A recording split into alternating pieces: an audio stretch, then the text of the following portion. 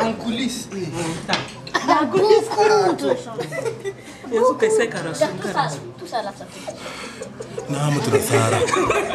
Na rasu ne.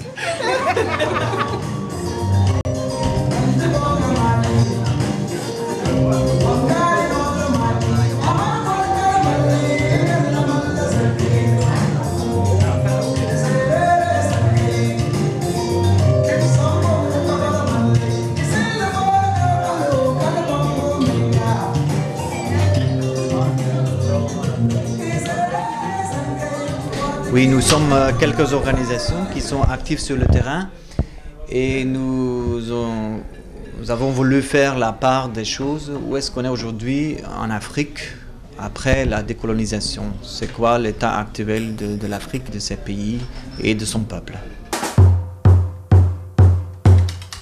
Au fait, le Niger, c'est un pays de l'Afrique de l'Ouest qui a à peu près 13 millions d'habitants, dont la moitié de la population, c'est des femmes. En 1994, les femmes étaient sorties massivement pour réclamer leur droit de vote. Les femmes sont devenues des citoyennes à part entière.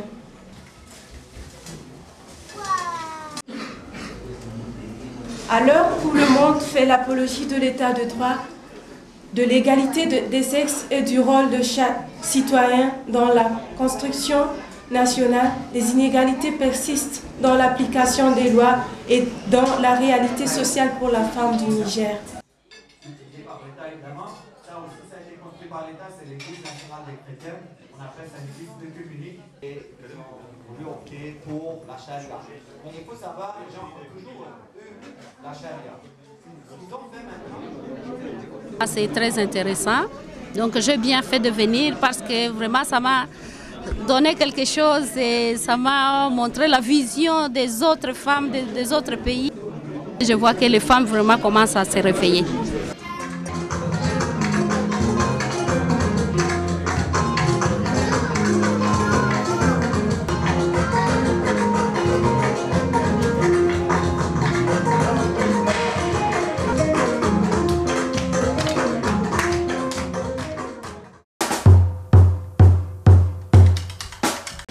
Le Nigeria, pays de richesse et de contraste culturel.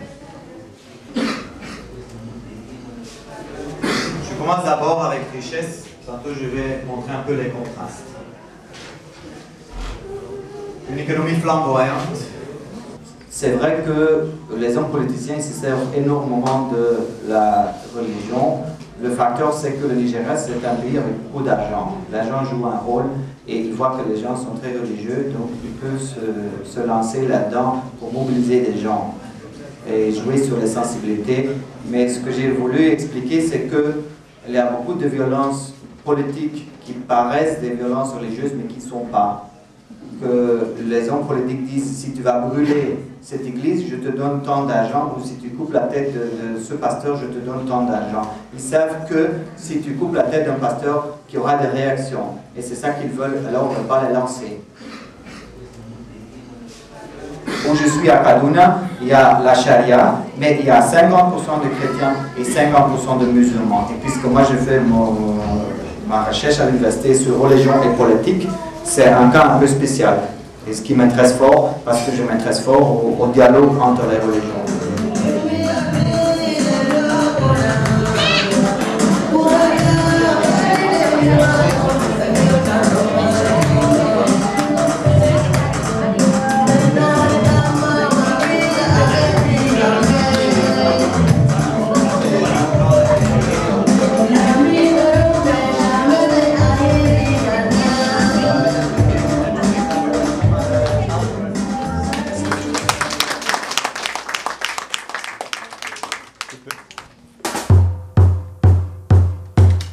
Qui vous êtes du Niger.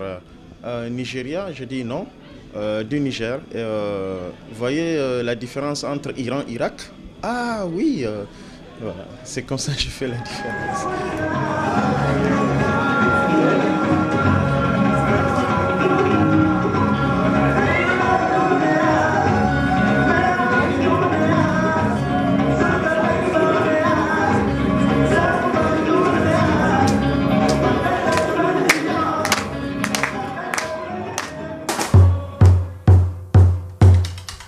je suis venu montrer le résultat de mon travail, ce film, et puis les réflexions que j'ai pu élaborer autour de la construction de ce film, pour dénoncer l'exploitation des multinationales, le démantèlement des structures sociales que les tentatives de régime socialiste avaient mises en place pendant les années 60, et l'attaque violente que l'Occident fait à toutes ces tentatives.